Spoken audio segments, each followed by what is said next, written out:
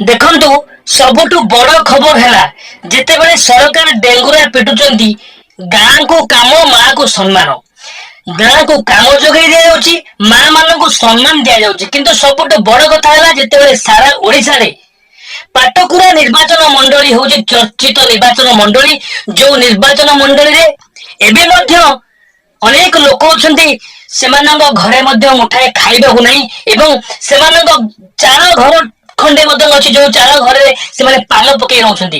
ବିଗତ କିଛି ଦିନ ତଳେ ଆମେ ଆମ ପାଟକୁରା ବିଧାୟିକା ଯିଏ ଅଛନ୍ତି ସାବିତ୍ରୀ ଅଗ୍ରୱାଲ ମା, ତାଙ୍କୁ ମଧ୍ୟ ଜଣାଇଥିଲୁ ସେ ଖରିସାଣ ଗ୍ରାମରେ ଜଣଙ୍କର ଯୋଉ ଭଳି ଭାବରେ ଅଭାବନୀୟ ଅସୁବିଧା ଅନାଟନରେ ସେ ରହୁଥିଲେ, ଗୋଟେ ଛେଳି ଗୁହାଳରେ ରହୁଥିଲା, କିନ୍ତୁ ଆଜି ବି ମଧ୍ୟ ସେ ସେଇ ଅବସ୍ଥାରେ ଅଛି।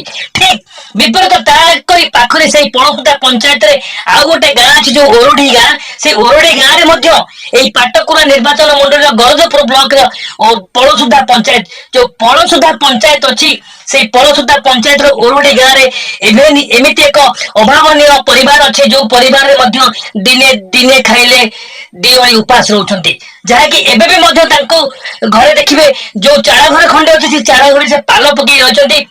ଆଗକୁ ସେ କିଭଳି ଭାବରେ କେମିତି ଯୋଉ ବର୍ଷା ପବନ ଆସୁଛି କିଭଳି ଭାବରେ ରହିବେ ସେଥିପାଇଁ ମଧ୍ୟ ସେ ବର୍ତ୍ତମାନ ଅତି ଅତବ୍ୟସ୍ତ ହୋଇପଡିଛନ୍ତି। ସବୁଠୁ ବଡ କଥା ଯେତେବେଳେ ଦୀର୍ଘ 25 ବର୍ଷ ଭିତରେ ମଧ୍ୟ ଏ ପାଟକୁରା ନିର୍ବାଚନ ମଣ୍ଡଳୀରେ ଅନେକ ଲୋକ ଖାଇବାକୁ ପାଉନାହାନ୍ତି ଏବଂ ଅନେକ ଲୋକ ମଧ୍ୟ ଖଣ୍ଡେ ପକ୍କା ଘରରୁ ବଞ୍ଚିତ ଅଛନ୍ତି।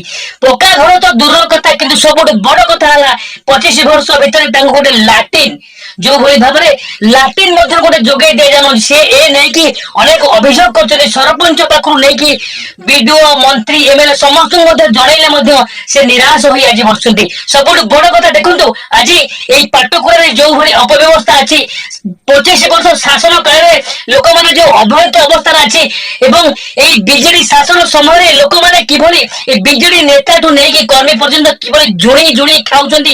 ଏଇ ଯୋଉ ମହିଳା ଜଣେ ଅଛନ୍ତି, ଯୋଉ ସ୍ତ୍ରୀ ଲୋକ ଜଣେ କହୁଛନ୍ତି, ତାଙ୍କ ମୁହଁ ସିଧାସଳଖ ଆମେ ବର୍ତ୍ତମାନ ଆପଣଙ୍କୁ ଶୁଣନ୍ତୁ ଶୁଣନ୍ତୁ ସେ କଣ କହୁଛନ୍ତି। ଭଉଣୀ ଜଣକ ଦେବେ ଆରତୀ ଦାସ। କଣ ଆପଣ ଯେ ଆଜି ଯୋଉ ସଭା ବର୍ତ୍ତମାନ ହେଇଥିଲା ଏ ନେଇକି ବର୍ତ୍ତମାନ ସରକାରକୁ ଆପଣ କଣ ଜଣାଉଛନ୍ତି? ଆମେ ଏହା ଜଣାଉଛୁ ଯେ ଆମେ ବିଜେଡି କୁ ଭୋଟ ଦେଇଛୁ, ଆମେ କିଛି ପାଉନୁ। ଲାଟିନ୍ ନାହିଁ, ଘର ନାହିଁ, କିଛି ନାହିଁ, ଆମେ କିଛି ପାଉନୁ ହେଲା। କେତେ ଦୌଡ଼ିବୁ, ଯାହା ପଛରେ ଦୌଡ଼ିବୁ ସେ କହିବ ଲାଞ୍ଚ ଦେ। ଆଉ ଲାଞ୍ଚ ଦେବା ପାଇଁ ଆମ ପାଖରେ ପଇସା ଆସିବ କୋଉଠୁ? ଆମେ ପେଟ ପାଇଁ ଖଟୁଛୁ, ଆମେ ପେଟକୁ ଦିଟା ଖାଇବୁ ନା ତମ ପଛରେ ଗୋଡେଇ ଗୋଡେଇ କେମିତି ଲାଞ୍ଚ ଦେଇକି ଆମେ କହିବୁ ଆମ ପାଇଁ ସବୁ କର। ସମସ୍ୟା କଣ ହେଇଛି ଆପଣ? ସମସ୍ୟା ଏଇ ହେଇଛି, ଆମେ ଭୋଟ ଦେଇକି ବି ବିଜେଡି କୁ ଆମେ କିଛି ପାଉନୁ। ଆମେ 11 ବର୍ଷ ହେଲାଣି ଦଉଛୁ, ହେଲେ ମାନେ କିଛି ଗୋଟେ ପାଉନୁ। ହଁ ହଁ ଯିଏ ଆଇଲା ସିଏ କହିଲା ହଁ କରିଦବୁ, ହଁ କରିଦବୁ, ସମସ୍ତେ ତ ହଁ ମାରୁଛୁ, କରିବ କିଏ? ଆମ ଯିଏ କରିବାକୁ ଯିବ ଯଦି ଯାହାକୁ ଧରିବୁ ସିଏ କହିବ ଲାଞ୍ଚ ଦିଏ। ଆମେ ତ ମୂଲିଆ ଲୋକ, ଆମେ ଲାଞ୍ଚ ଦବୁ କୋଉଠୁ? ଆମେ ଗଣ୍ଡେ ଖଟିଲେ ଖାଇବୁ, ଆମେ ଲାଞ୍ଚ ଦେବା ପାଇଁ ପଇସା ଆସିବ କୋଉଠି? ଆମେ ତମ ପଛରେ ଗୋଡେଇବୁ କାହିଁକି? ତ ଆଜି ବର୍ତ୍ତମାନ କଣ ପାଇଁ ଏଠି ସମସ୍ତେ ଏକଜୁଟ ହେଇଥିଲ? ଆମେ ଏକଜୁଟ ହେଇଥିଲୁ, ଭଙ୍ଗା ଘରେ ପଡିଛୁ, କାନ୍ଥ ନାହିଁ, କିଛି ନାହିଁ, ଲାଟ୍ରିନ୍ ନାହିଁ, କିଛି ନାହିଁ, ଝାଡା ବସିବାକୁ। ଆଜି ଯାଇକି ଆଜି ତ ବର୍ତ୍ତମାନ ସରକାର ପାଖରେ ଆପଣ ମାନେ ଦାବି କଣ ରଖୁଛନ୍ତି କହିଲେ? ଆମେ ସରକାରକୁ ଦାବି କରୁଛୁ, ଆମକୁ ଦିଅ, ଆମକୁ ଘର ଦିଅ, ଲାଟ୍ରିନ୍ ଦିଅ, ଆମକୁ ସୁବିଧା ଦିଅ, ସବୁ ସୁବିଧା ଆମେ ସୁବିଧା କହିଲେ ଦବ, ହେଲେ ଦେବାକୁ କେହି ରାଜି ନୁହଁ। ଖାଲି ହଁ ପାଟି ହଲେଇ ଦଉଛନ୍ତି। ପରିଚୟ ଦେବେ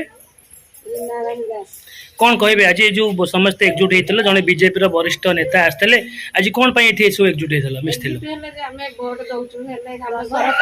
କାହାକୁ ଆପଣ ଭୋଟ ଦେଇଥିଲେ? କଣ ପାଇଁ ମାନେ ଅଭିଯୋଗ କଣ ରହିଛି ଆପଣଙ୍କର? ଅଭିଯୋଗ ରହିଛି ଆମର ଘର ନାହିଁ, ଆମେ ରହିବୁ କୋଉଠି? ଆଉ ଭୋଟ ଦବୁ କାହିଁକି? ଆମେ ଯଦି ଘର ପାଇବୁନି କି କୌଣସି ସୁବିଧା ପାଇବୁନି, ଆମେ ଲାଟ୍ରିନ୍ ନାହିଁ, ଘର ନାହିଁ, କିଛି ନାହିଁ, ଆଉ ତାହେଲେ ଆମେ ଭୋଟ ଦବୁ କାହିଁକି? ତ 25 ବର୍ଷ ଭିତରେ ଆପଣ କଣ ଗୋଟେ ଘର କି ଲାଟ୍ରିନ୍ କି କିଛି ପାଇପାରିଲେନି? ଏ ନେଇକି ଆପଣ ଆପଣଙ୍କ ସରପଞ୍ଚ ହଉ କି ବ୍ଲକ ଅଧିକାରୀ ହଉ ଆପଣ ଜଣାଇଥିଲେ? ହଁ ଜଣାଇଛୁ। କଣଟା ବର୍ତ୍ତମାନ କଣ ଦାବି ରଖୁଛନ୍ତି ସରକାରଙ୍କ ପାଖରେ? କଣ ଦାବି ରଖୁଛନ୍ତି? ସରକାର ପାଖରେ ଦାବି ରଖୁଛୁ, ଆମର ଘର ନାହିଁ, ଆମ ଘର ଦିଅନ୍ତୁ, ଲାଟ୍ରିନ୍ ଦିଅନ୍ତୁ, ଆମ ସବୁବେଳେ ସୁବିଧା ରଖନ୍ତୁ। ଭୋଟ ଦେବାର ଆଜି ଜଣେ ବିଜେଡି ଲୋକ ଆସିଛନ୍ତି, ଆମକୁ କହିଛନ୍ତି ମାନେ ତମର ଯୋଉ ସମସ୍ୟା ଯାହା ଅଛି ତୁମେ କୁହ। ଆମେ ସମସ୍ୟା ତ ସମସ୍ତଙ୍କୁ କହୁଛୁ, ବିଜେଡି କୁ ଭୋଟ ଦେଇ ଆସିଛୁ, ହେଲା ହେଲେ କେହି କରୁନାହାନ୍ତି। ଆଜି ଯିଏ ଆସିଛନ୍ତି ଆମେ ତାଙ୍କ ଉପରେ ଆଶା ରଖୁଛୁ। କିଏ ସେ ବିଜେପି ନା ବିଜେଡି ବାଲା ଆସିଛନ୍ତି? ବିଜେପି ବିଜେପି ନେତା ଆସିଛନ୍ତି। ଆଜ୍ଞା କଣ ଆଶା ରଖିଛନ୍ତି? ଆମେ ଆଶା ରଖିଛୁ ଆମକୁ ଯୋଉ ମିଳିନି ଆଜି ଆଜି ଆଶା ରଖିଛୁ ଯେ ତାଙ୍କ ଆଚ୍ଛା ଭଉଣୀ ମତେ ଗୋଟେ କଥା କହିବେ, କିଛି ଦିନ ହେଲା ବିଜେଡିର ଗୋଟେ ତୁଙ୍ଗ ନେତା ବ୍ଲକରେ କିଛି ଗୋଟେ ଝିଅ ନାଁରେ ଭାଇରାଲ ହବାର ଲାଗିଛି। ଆପଣ ମାନେ ଭାବି ପାରୁଛନ୍ତି ଏଇ ବ୍ଲକର ଏଇ ପାଟକୁରା ନିର୍ବାଚନ ମା ଭଉଣୀ ମାନେ କେତେ ସୁରକ୍ଷିତ? ସୁରକ୍ଷିତ ଆଉ ହେଲୁ କୋଉଠୁ ଆମେ? ଆମକୁ ତ ସୁରକ୍ଷିତ କରିବ କିଏ? ଆଉ ଯିଏ କରିବାକୁ ଯାଉଛି ସେମାନେ ତ ଝୁଣି ଝୁଣି ଖାଉଛନ୍ତି, ଆଉ କରିବ କିଏ? ଯାହା କତିକୁ ଗଲୁ ସେ ଝୁଣିଲା, ଯୋଉଠି ଯିବୁ ସେ ଝୁଣିଲା, ତ ଆମେ କହିବୁ କାହାକୁ? ତ ଏଇ ଯୋଉ ବିଜେଡି ତୁଙ୍ଗ ନେତାଙ୍କ ବିରୁଦ୍ଧରେ ଯୋଉ ଭାଇରାଲ ହଉଛି ଏ ନେଇ ଆପଣ ସରକାର ପାଖରେ ଅଭିଯୋଗ କଣ ରଖୁଛନ୍ତି? ସରକାର ଆର ସୁବିଧା କରନ୍ତୁ। ଆମେ ଚଳିବୁ କେମିତି? ଆମେ ଚଳିବୁ କେମିତି? ଆପଣ ଭୋଟ ଟାଇମରେ ଆସୁଛନ୍ତି, ଖାଲି ଟାଇମରେ ଆସିକି ଘରେ ଘରେ ବୁଲି ଯାଆନ୍ତୁ। ଭୋଟ ପାଇଁ ଆସୁଛନ୍ତି, ଖାଲି ଟାଇମରେ ବୁଲି ଯାଆନ୍ତୁ। କାହାର କି ସମସ୍ୟା? ଆପଣ ତ ଯୋଉଠି ଦେଖିଲେ ଝୁଣିକି ମାଂସ ରକ୍ତ ଭଳିଆ ଖାଇବେ।